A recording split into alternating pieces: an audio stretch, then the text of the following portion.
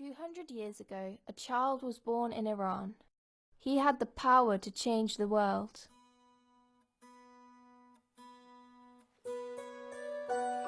One night, his father had a dream. In this dream, he saw an ocean stretching out in every direction, as far as the eye could see. In the center of the ocean swam his son, strong and peaceful, with his long jet black hair floating on top of the waves. His body seemed to glow with light, attracting fish from every direction. As the fish gathered around him, each clung tightly to one of his hairs. But the fish did not bother the boy.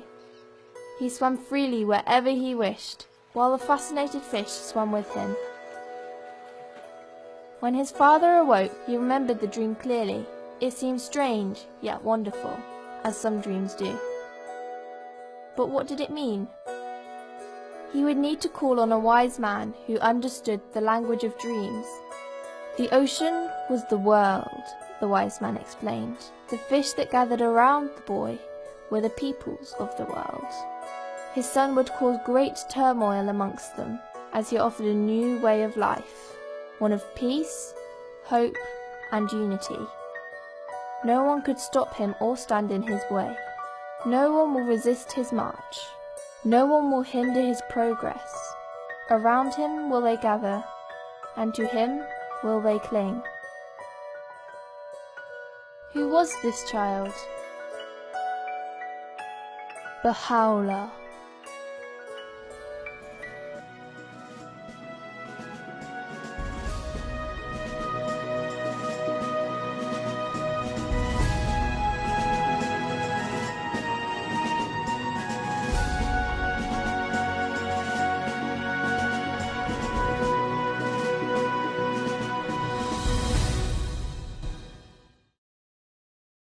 Malaysia is a multinational and multi-ethnic society with different religions and different languages and different cultures, very rich in culture. There is an acceptance amongst the people in this country that we must live together in love and unity. Basically the main ones are the Malays, the Chinese and the Indians, and then you have got people who are the natives. In the West Malaysia, we have the natives, which are basically the Senois, the Jakuns and all that. And then in East Malaysia, you have people, natives like the Ibans and the Kadazans from Sabah and all that. So you have got people of various races. Because we come from a multi-racial, multicultural background, embracing the Baha'i faith in this country was not very difficult because we were already imbued with a sense of unity anyway. We naturally feel comfortable in a multi-racial, multicultural setting. At one time, remember, we have got Jewish people practicing the Jewish faith here. We have got Hindus, which is quite a significant population, the Sikh, the Taoists, the Confucianists, the Buddhists, and for the Muslims, the Christians of various churches. And that is the kind of social or religious landscape of Malaysia. Today, the Baha'i faith is recognized in this country as a religion. We are given Baha'i burial grounds to conduct Baha'i marriages. So actually, the Baha'i faith is free in this country to teach and to spread. When the Baha'i faith came to Malaysia, it automatically became a religion that attracted people of diverse races. The Malaysian Baha'i community has comparatively a short history. The faith came to Malaysia in the 1950s. It started with the acceptance of a young Chinese man by the name of Mr. Yang Leong. He actually went to India in 1953 for a world peace kind of conference, and there he met a lady, I believe Mrs. Shirin Fosda, who then spoke to her about the Baha'i faith and all that. And from a single person, now we have got more than 200,000 Baha'is in Malaysia. And one of the conferences he attended just about a few years before he passed on, and where he beheld such a huge attendance, and he stood and gazed at the crowd, saying that, "Oh Baha'u'llah, when I became a Baha'i in 53, And today, I saw the greatness of the faith through the eyes and the faces of those friends attending at the conferences.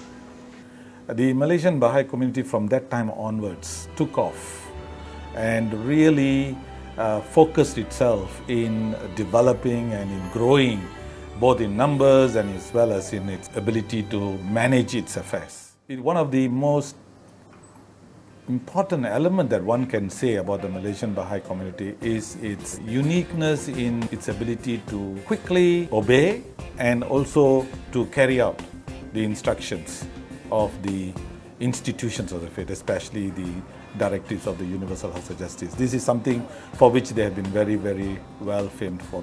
If you will hear about Malaysia in other countries in the Baha'i world, Malaysia stands out like a jewel in the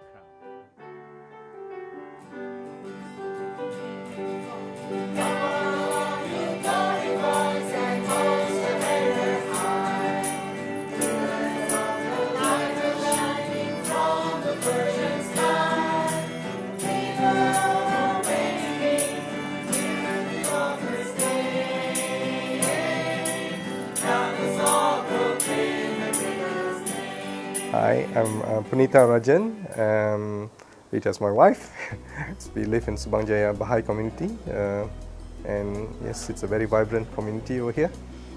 I was quite impressed with the Baha'i chants that I used to hear from the CD ladder. It was nice, and I used to pick up the tunes and sing to them. I find that the kids memorize prayers through chanting very easily. Both our wishes is that they will serve the humanity and the Baha'i faith through music. And I used to tell them, you can't carry the piano along with you, but certainly you can carry a keyboard and guitar, so please pick up and a violin too. Yes, something portable so that wherever you go and teach and serve, you can play the music. Abdul Baha, who is actually is the master or the son of Prophet, he actually has said that music is food for the soul. You feel so joyful when you're in music because the soul is really feeling that, and especially if it's mixed with the words of God. So currently, the system of education is something that the Baha'is are addressing all over the world. Fundamentally, we believe that material and social education alone is not enough, and that spiritual education is much needed to help people to become a better person. The activities that the Baha'i community is engaged in is currently, like anywhere else in the world, in taking the teachings of Baha'u'llah and applying it to the transformation and the building of a new civilization.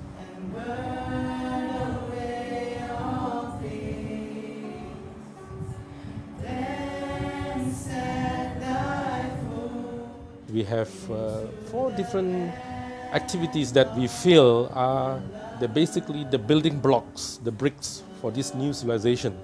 Things like devotional meetings, devotional gatherings where people gather together.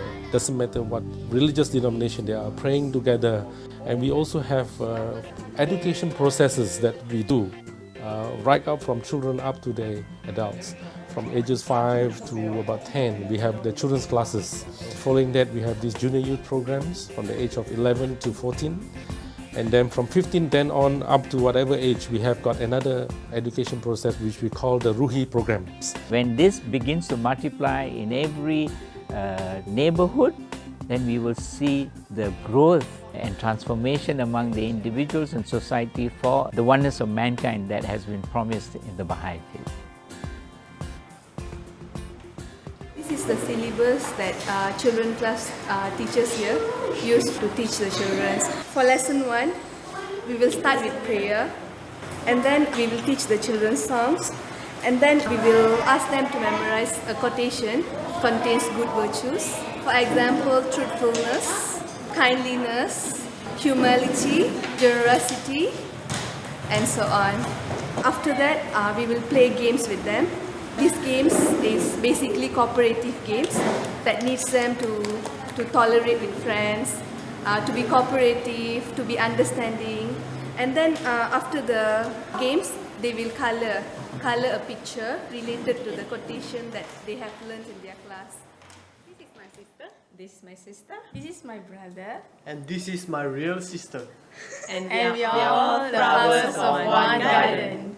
Junior Youth Spiritual Empowerment Program is actually a universal program.